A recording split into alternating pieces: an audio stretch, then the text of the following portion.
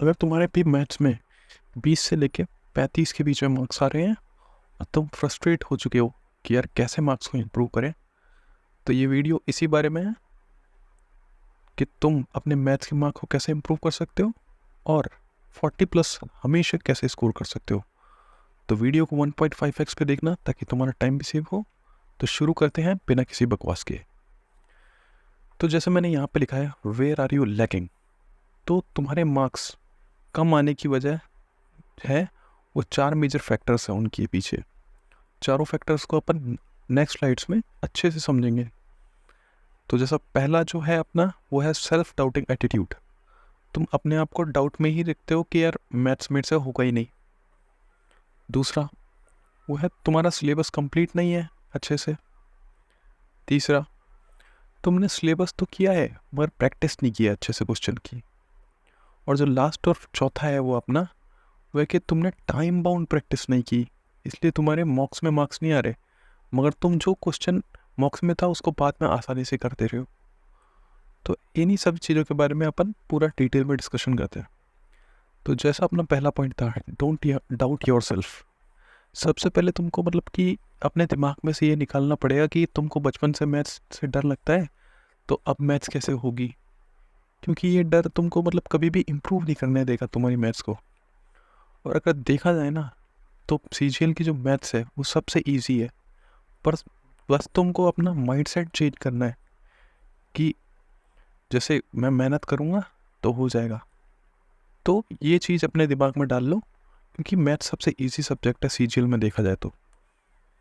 और बाकी तो आप अपना इंटरेस्ट जैसे जैसे डेवलप करोगे आपको चीज़ें आसान लगने लग जाएगी। फिर अपने आप चीज़ें अपने आप आपको आसान लगेगा और तुम मार्क्स भी इंक्रीज कर पाओगे अपने आराम से। दूसरी चीज़, सिलेबस कंप्लीट कैसे करते हैं। तुमको मतलब क्या करना है कि सबसे पहले एक टीचर को उठाना है जिससे तुमको अच्छे से समझ में आए उसका। फिर उसका रोज़ 1 से 1.5 घंटे का लेक्चर लिया, उसके नोट्स बनाए अच्छे से, फिर उसको रिवाइज किया लेक्चर ख़त्म होने के बाद। फिर जैसे ही नेक्स्ट लेक्चर लो उससे पहले जो पहले पढ़ा है उसको आंखों के सामने से ले जाओ या फिर रिवाइज कर लो फटाफट। रिवाइज मतलब ये चीज़ ऐसे हुई थी, ये चीज़ ऐसे हुई थी, ठीक है। फिर जब वो चैप्टर ख़त्म हो जाए तो उससे क्वेश्चंस तुमने पिनेकल बुक से लगा लिए 50 या फिर 100, मतलब तुम्हारी कैपेबिलिटी जितनी भी है उसके हिसाब से, मगर 50 तो मिनिमम करना ही है। इस तरीके से सिलेबस ख़त्म करोगे और बाकी में मैथ्स के सिलेबस भी इन चैप्टर को ऐसे ही करोगे तो आपकी इम्प्रूवमेंट के काफ़ी अच्छे चांसेस बन जाते हैं। और बाकी जैसे मैंने मैथ्स का सिलेबस कैसे कंप्लीट किया था तो वो आप आई बटन पे देख ही सकते हो राइट कॉर्नर में। अब आते हैं अपना थर्ड पॉइंट पे, सिलेबस भी कंप्लीट है मगर प्रैक्टिस में लैग कर रहे हो। तो यार देखो, उसके लिए तुमको 1 से 1.5 घंटा रोज़ रोज़ डेली कंसिस्टेंट होके 50 से 100 सवाल लगाने ही लगाने हैं, वही अपनी कैपेबिलिटी के हिसाब से, वो भी अपनी पिनेकल बुक से प्रीवियस ईयर के। क्योंकि यार तुमको उससे पैटर्न पता लग जाएगा कि कैसे क्वेश्चन रियल एग्जाम में आते हैं और तुमको फोकस कहाँ पे ज़्यादा करना है। और जैसे जैसे तुम सेम टाइप के क्वेश्चन काफ़ी बार प्रैक्टिस करोगे ना तो तुम्हारे माइंड में उस क्वेश्चन को करने का मतलब प्रोसेस छप जाएगा, जिससे अल्टीमेटली तुम उस क्वेश्चन को कम टाइम में कर पाओगे। और मतलब तुम्हारे को जो प्रोसेस है वो बन जाएगा, वो पेन अपने आप चलने लग जाएगा। फिर ऐसे ही टाइम कम होता है फिर क्वेश्चन को करने का। और क्वेश्चन को सॉल्व करने का यही सबसे बेस्ट तरीका होता है कि आप उस टाइप के क्वेश्चन को जितना ज़्यादा प्रैक्टिस करोगे, मतलब डिफरेंट कैलकुलेशन वगैरह करके, मगर प्रोसेस वो सेम फॉलो करोगे तो उससे टाइम कम होगा और वो मॉक में आपको हेल्प करेगा। अब इसके बाद आता है अपना मॉक में नंबर नहीं आ रहे जबकि सारे क्वेश्चन बाद में सॉल्व कर दे रहे हो तुम। तो इसका क्या सोल्यूशन है कि इसके लिए ये जो हो रहा है ऐसा इसलिए हो रहा है क्योंकि तुमने सेक्शनल मॉक्स कम दिए हैं। मतलब सेक्शनल मॉक्स क्या होता है कि वो टाइम बाउंड प्रैक्टिस के लिए होता है।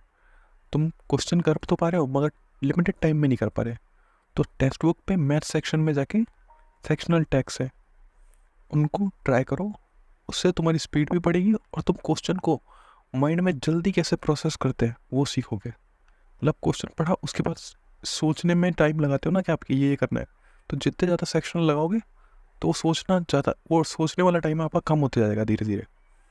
उससे क्या होगा कि आपके फुल लेंथ मार्क्स में वो टाइम कम होते जाएगा, इससे तुम्हारे मार्क्स में भी इंक्रीज मिलेगा फिर तुमको। सो क्रिस्प तो यही है कि वीडियो का सबसे पहले तुमको अपना माइंडसेट चेंज करना है कि यार मेरे को अभी तक मैथ्स नहीं आती थी तो मैथ्स कैसे करूँगा। माइंडसेट चेंज करो, इंटरेस्ट बनाओ सबसे पहले, और ये मत सोचो कि हार्ड है, कुछ भी हार्ड नहीं है मैथ्स में, कुछ भी हार्ड नहीं है। सबसे ईजी सब्जेक्ट है मैथ्स।